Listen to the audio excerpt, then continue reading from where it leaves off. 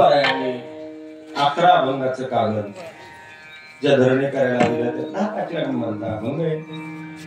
एका कागदावर 11 अभंग आणि एक नारळ त्याला दिलं आणि सांगितलं या नारळाचा अंगीकार कर, कष्ट न करता श्रीमंत होशील. 11 अभंगाचं पठण म्हणून चिंतन कर, अभ्यास न करता आणि पंडित होशील. त्यानं काय केलं ते दोन्ही तुकोबाराच्या अंगावर टाकून दिलं आणि आवेशानं तो निघून गेला. आता कुणी पाठवलं होतं त्याला? ज्ञानोबाराय.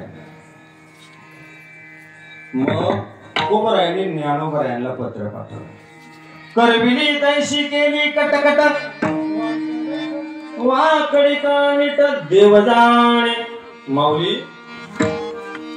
तुम्ही माझ्याकडे तो धरणीकडे पाठवला, तुम्ही सांगितल्याप्रमाणे मी त्याला नारळ आणि 11 अभंग दिला. तुम्ही जो पाठविला धरणीकडे कोण त्यांची गती झाली परी ते ऐका. देवाचे 11 अभंग महाफळ त्याग करून गेला.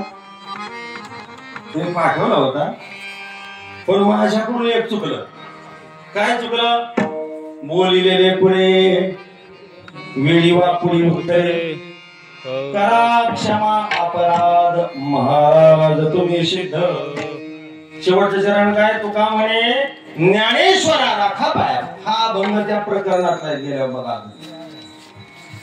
माऊलीला तुकोबाराय म्हणजे मी त्याचा अधिकार पाहिला नाही. काय अधिकार? एखाद्याला अमृत पाजलं, मी तात्याला परवा म्हणलं अमृत पाजलं आणि ते थुकून दिलं, मला याच्यापेक्षा दारू बरी. दोष कुणाला हो? पाजणाराला का थुकणाराला? थुकणारे पाजणारालाच मानणार आहेत मला माहिती, कारण तिकाची बुडी जरा जास्त लागली ना. पण पाजणाराला दोष आहे.